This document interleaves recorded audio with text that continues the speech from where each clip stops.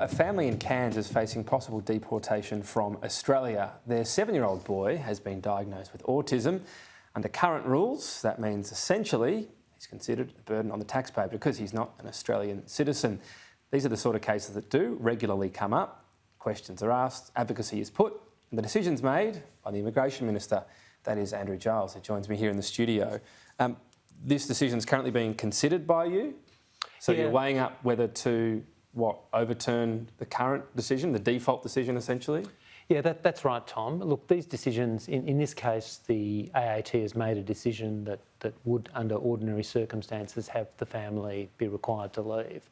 I'm going to be required to make a decision on that, which puts me in a slightly difficult position in terms of talking to your viewers, in that obviously I've got to make that decision properly in regard to all the evidence and the circumstances. So I can't comment on the individual case right now, but obviously this is something which has really generated a lot of attention in the community about the case, but also about how our system works in these situations that I think requires a wider debate. The case itself, you read about it and you just think, it's not fair.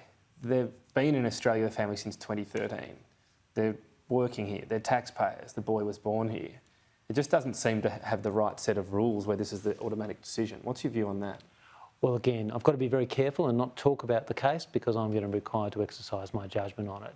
But I do think there are issues about how we deal with health requirements in the Migration Act that we need to have a bit of a think about. And I think community expectations have moved on a bit in this regard. Okay, so beyond this case, putting that to one side, I'd love to ask you 5 more questions, but I sense I'll be wasting both of our time. You are looking at the parts of the Act that deal with deportation and health within that, in a view to making changes to bring it into community standards. Yeah, I think we've got to think about how people regard we're a majority migrant nation, Tom. More than half of us are either born overseas or with a parent born overseas. And that's only increasing as well. It is on the increase. So thinking about how we apply a requirement that's related to a child's health to how our migration system operates requires a bit of reconsideration. It should be done in a thoughtful and considered manner, having regard to the sort of community expectations we've been seeing. Okay, so is that a formal review? Are you just doing that yourself and you'll come up with an announcement? How does that process play out? Well, at the moment, I'm giving this matter some thought as Minister.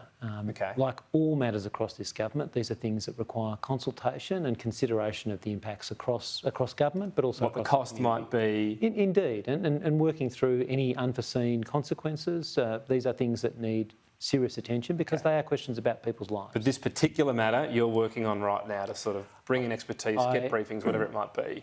The conclusion of the matter before the AAT makes possible ministerial intervention on my part. I'm not sure as we speak whether or not a request has come in, but I anticipate the rule though, the overall rule. This is work that we are currently thinking about. Okay. You've asked for briefings, you said to the department, what have you got for me? I'm doing some work around this issue. Okay. All right, well, we'll watch this space on that.